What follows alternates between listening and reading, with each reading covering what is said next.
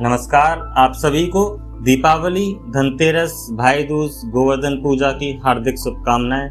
आज हम जानेंगे धनतेरस के बारे में और ये समझेंगे कि धनतेरस किस तरह से आध्यात्मिक, एस्ट्रोलॉजिकली, न्यूमरोलॉजिकली भी हेल्पफुल होता है। जब सृष्टि के आरंभ में देवता और असुर अमृत की खोज में समुद्र मंथन कर रहे थे, तो उस क्षण जब सागर की गहराइयों से जो दिव्य ऊर्जाएं हैं वो ऊपर उठने लगी, तब उन्हीं ऊर्जाओं में से प्रकट हुए भगवान धन्वंतरी अपने हाथों में अमृत कलश लिए और उसी समुद्र मंथन से प्राकट्य हुआ आदिशक्ति देवी महालक्ष्मी का, जो दिव्य सौंदर्य और समृद्धि की अधिष्ठात्री देवी भी हैं।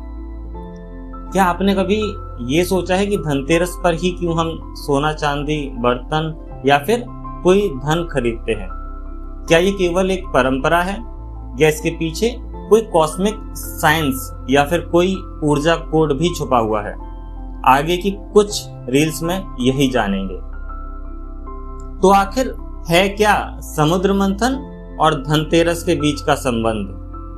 समुद्र मंथन केवल एक पौराणिक कहानी नहीं है, केवल एक पौराणिक घटना ही नहीं थी, लेकिन हमारे जो अंतर जगत का प्रतीक है, जहाँ जो हमारे सकारात्मक विचार हैं वो हैं देवता और हमारा भय, लालच या फिर भ्रम, ये सभी हैं असुर। और जब हम अपने भीतर इंट्रोस्पेक्ट करते हैं, अपने इस समुद्र को मंथन करते हैं, तब सबसे पहले निकलता है विष। जिस तरह से हलाहल निकला समुद्र मंथन से, इसी तरह से जब हम खुद को इंट्रोस्पेक्ट करते हैं, अपने अंदर के समुद्र को मंथन करते हैं, तो यहाँ से भी विष निकलता है। किस तरह का विष? जैसे कि नकारात्मकता, संदेह या फिर लोभ। लेकिन जब कोई भी साधक उस विष को पार कर लेता है, तब धन्वंतरी का अमृत प्रकट होता है, अर्थात चिकित्सा और संतुलन की शक्ति।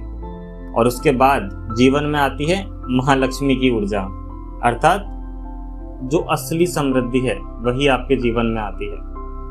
अब खुद से भी सोचिए कि क्या धन केवल पैसे का ही नाम है या फिर ये हमारी ऊर्जा की अवस्था है? आइए अब समझते हैं कि धनतेरस और एस्ट्रोलॉजिकल क्या कोरिलेशन है, क्या कनेक्शन है। इसे एस्ट्रोलॉजी के नजरिए से भी समझने की कोशिश करते हैं। धनतेरस के दिन अगर आप देखेंगे तो जो सूर्य है वो तुला राशि में होता है, जो कि शुक्र ग्रह की राशि है, और शुक्र का संबंध सौंदर्य, विलासिता और भौतिक समृद्धियों से है। वहीं जो धन्वंतरी हैं वो गुरु को भी रिप्रेजेंट करते हैं, क्योंकि उनके अंदर भी हीलिंग पावर्स हैं। तो गुरु का संबंध है ज्ञान से, धर्म से और आध्यात्मिक धन से।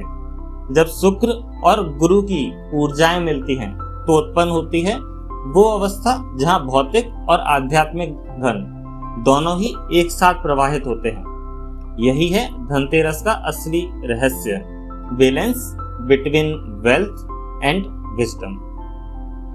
लेकिन क्या आपने कभी ध्यान दिया है कि जब भी मन शुद्ध होता है तो धन अपने आप आकर्षित होता है, और जब भी भीतर कभी मन में अशांति होती है तो पैसा अनायास ही हाथ से फिसलने लगता है।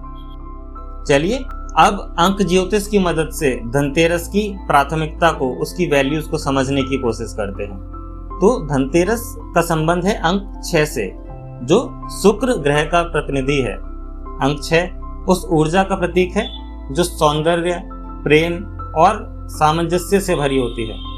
जो लोग इस दिन कोई शुभ कार्य आरंभ करते हैं वो अपने जीवन में वीनस की उस फ्रीक्वेंसी को सक्रिय करते हैं, जो धन और सौंदर्य दोनों को ही आकर्षित करता है। इसलिए जब भी आप दीपक जलाएं तो केवल मिट्टी का दिया ही नहीं जलता, बल्कि आपके भीतर जो समृद्धि की चेतना है वो भी प्रज्वलित होने लगती है।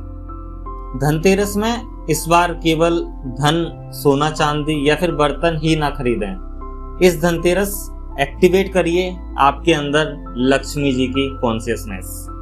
जी हाँ, धनतेरस की रात्रि में एक छोटी सी ध्यान साधना कीजिए, एक दीपक जलाइए और चारों दिशाओं में प्रकाश फैलाइए और बैठ जाइए शांति से अपनी श्वास पर ध्यान केंद्रित करते हुए और धीरे धीरे से अपने मन ही मन महालक्ष्मी का कोई भी बीज मंत्र जप कर सकते हैं। आप ये मंत्र भी पढ़ सकते हैं, ओम श्रीम ह्रीम क्लीम महालक्ष्मये नमः, या फिर कोई और भी मंत्र जो आपको अच्छा लगे, जो आपके मन से कनेक्ट हो जाए। महसूस करें कि उस प्रत्येक मंत्र के साथ आपके चारों ओर एक सुनहरी आभा भी फैल रही है। वो आभा आपकी ऊर्जा, स्वास्थ्य और धन की तरंगों को सक्रिय कर रही है। यही तो है लक्ष्मी कॉन्शियसनेस। और जब हम बाहर से ही नहीं, भीतर से भी समृद्धि उत्पन्न कर पाते हैं। ध्यान करिएगा और बताइएगा आपका रिजल्ट क्या होगा अगर हम इस बार धनतेरस पर केवल खरीदारी ही ना करें, बल्कि ऊर्जा की सफाई और अभिवृद्धि भी करें। लाभ मिलेगा ही। अब समझते हैं धनतेरस के आध्यात्मिक पहलुओं को। याद रखिए, धन्वंतरी का आगमन हमें सिखाता है कि स्वास्थ्य ही हमारा पहला धन है।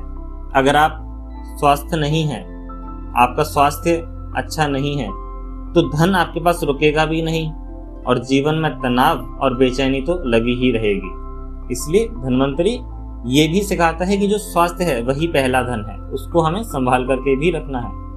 और महालक्ष्मी का प्रकट होना ये बताता है कि जो ग्रेटिट्यूड है वही समृद्धि का द्वार है। आप जितना ज्यादा ग्रेटिट्यूड रखेंगे उतना ही ज्यादा समृद्धि आपके घर में आती रहेगी। तो इस धनतेरस सोना और चांदी खरीदने से पहले थोड़ा समय निकालिए अपने भीतर के मंथन के लिए। देखिए कौन सा विष आपको रोक रहा है और कौन सी अमृत ऊर्जा आपके भीतर छिपी हुई है। धनतेरस केवल एक उत्सव ही नहीं, ये कॉस्मिक एनर्जी का गेटवे है, जहां स्वास्थ्य, समृद्धि और चेतना ये सभी एक साथ मिलते हैं। तो इस बार दीप जलाइए, पर भीतर की लक्ष्मी कॉन्शियसनेस एक्टिवेशन को भी जागृत कीजिए। मैं हूं सीए शिवम अग्रवाल। आप सुन रहे थे कॉस्मिक विजडम विद शिवम। अगर ये वीडियो आपको ज्ञानवर्धक लगा हो तो इसे अपने प्रियजनों के साथ, अपने दोस्तों के साथ साझा करें, क्योंकि सच्चा धन वही है जो बांटने से बढ़ता है। नमस्कार, धनतेरस की शुभकामनाएं, दीपावली की शुभकामनाएं।